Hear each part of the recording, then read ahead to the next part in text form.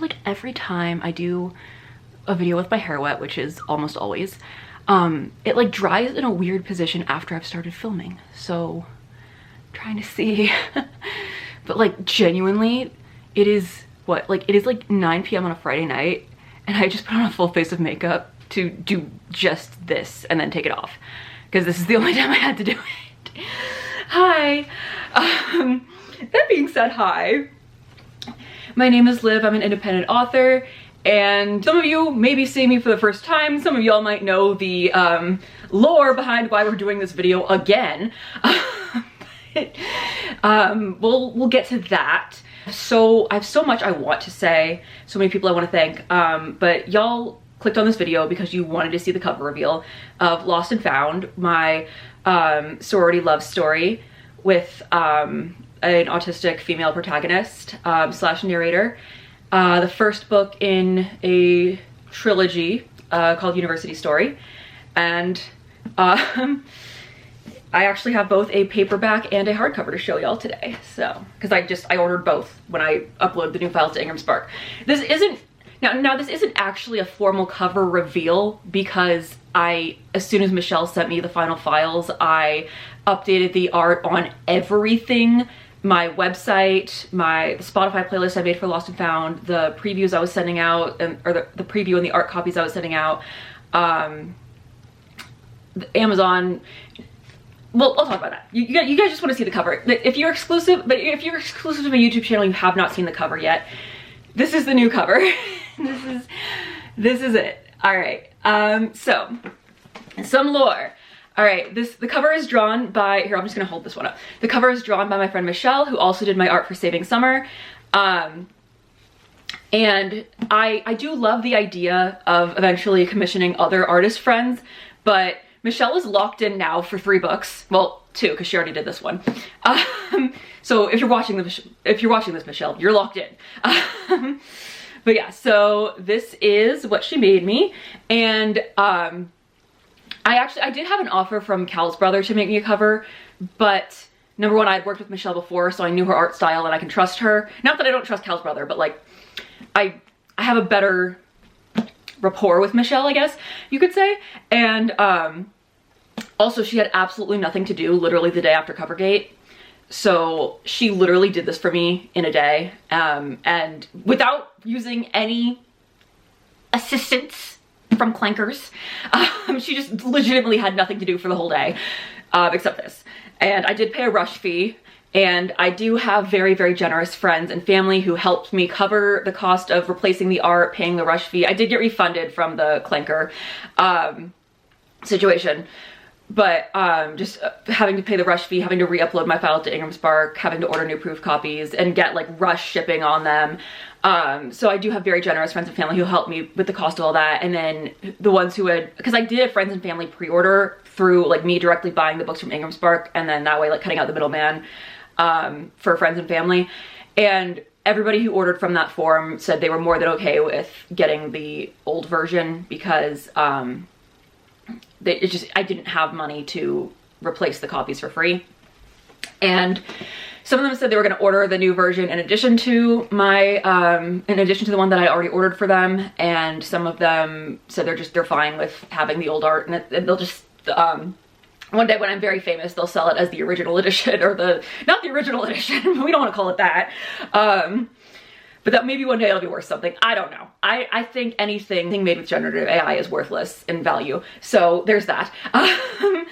But yeah, if you're brand new to my channel and we're not here for Covergate, basically my cover artist possibly lied to me. It was just a whole situation. So I ended up just commissioning Michelle to replace the art and just get something that was provably made by a human. Even though my previous artist did insist that she made that herself, there was no proof other than her word, and I wanted something that I could prove was made by a human. And we love Michelle. We trust in Michelle. She is the GOAT. I would not have gotten through this without her, without my friends and family, without everybody who knew that I would never have commissioned clanker art on purpose, and just chose to still support me through all of this. That being said, The metadata has updated everywhere as far as I can tell, except Goodreads still shows the old art. I'm gonna see if I can send in a ticket about that because I'm not sure if it will automatically update. And then for some reason, Amazon, the paperback version, still shows the old art. But if you order it, you will still get this. Right now, the Amazon pre-order is the one that is set up through Ingram Spark. I will, on release day, start selling it through Amazon directly, which, you know, like, I don't love Amazon, but I can sell it a little bit cheaper through Amazon and still make decent royalties, whereas to make more than 50 cents per book on Ingram Spark, I have to sell it for $21.99, which is insane to me for a paperback. And the hardcover is $32.99, which that's like, I don't know, like I miss Borders bookstore. Like book pricing has gone downhill since they got rid of Borders. But yeah, and then obviously if you are a friend or family member, I have the Google form where you can get the discounted rate, where I still get good royalties, but you just cut out the middleman so you get a discount. But if you're not my friends and family watching this, sorry, that's not for you. It's not for people I'm not going to see in person.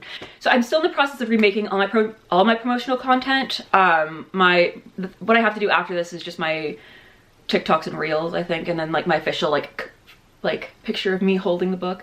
But yeah, these are the books, hardcover, paperback. The hardcover, well, okay, there's a slight thing where like this, like the flap goes a little bit over, and I don't know if that was like an error with me placing it, because I know originally when Michelle sent me the hardcover file, she did it in the wrong dimensions and had to redo it. So I don't know if I just placed it wrong when I was putting it in the like little Ingram Spark cover template, and that's something I can fix. I don't know. It doesn't bother me because it's in the back of the book and it's like so barely noticeable, but if it bothers you, if it bothers enough people, maybe I'll try to fix it. But yeah, this is the hardcover, and then I made the case laminate, which so I made this. It was just me in Photoshop, this case laminate. What I did was, originally my idea for the cover was to just have this background and then like a transparent image of Violet and Ashley in front of the sorority house on top of it.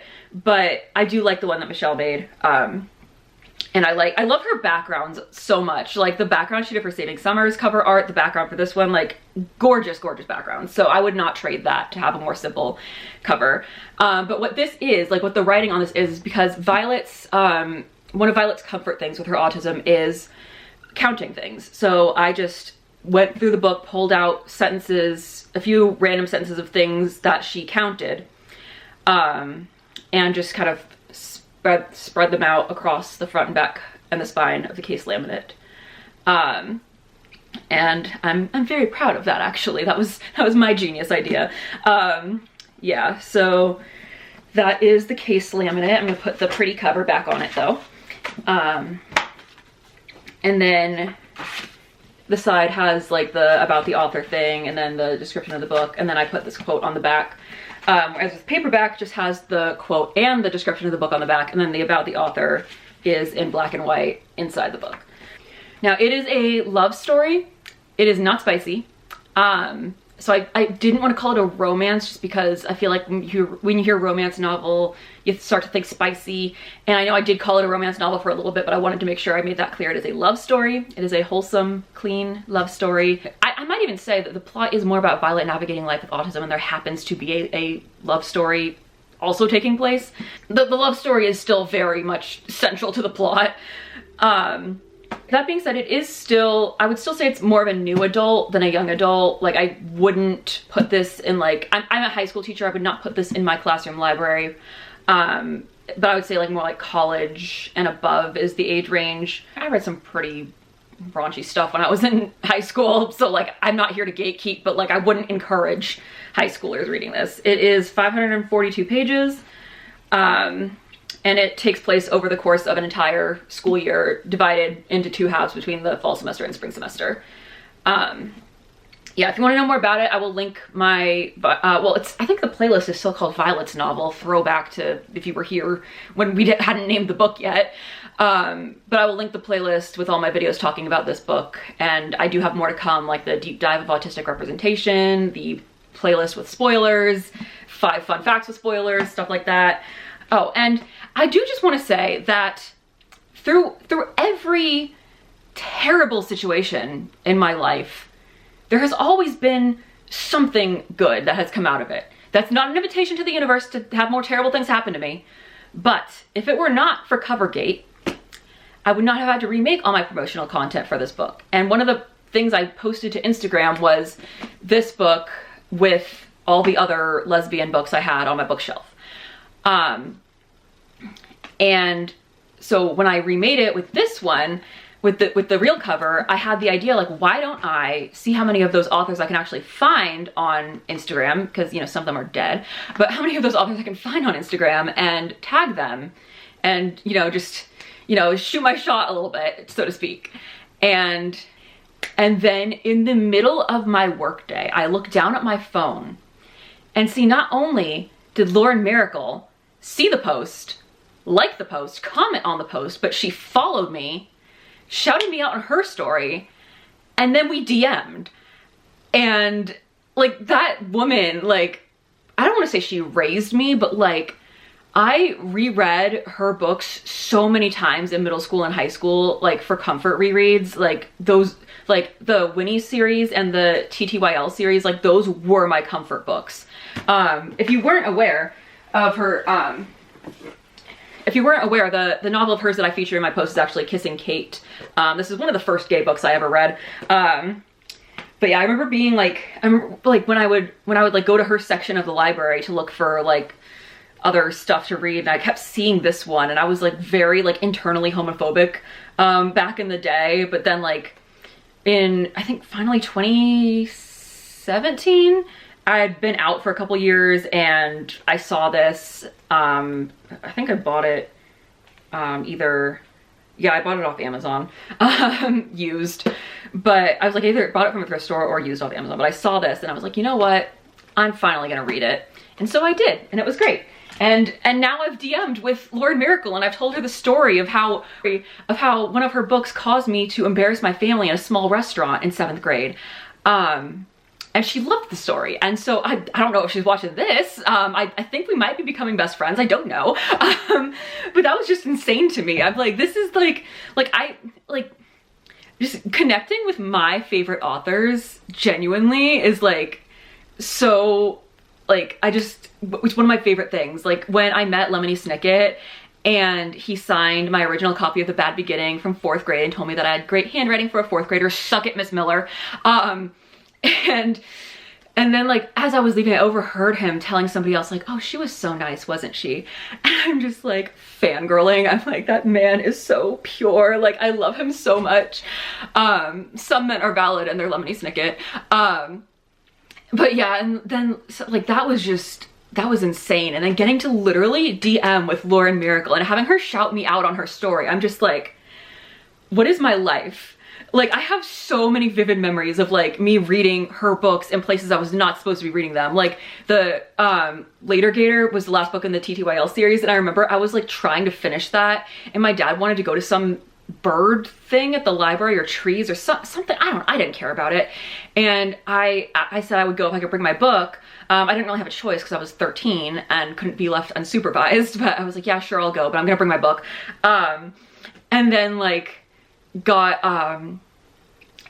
mad because obviously for the presentation they had to turn off the lights, and then I couldn't see my book, and I think I was trying to use my phone to read, and my dad was like, put your phone away.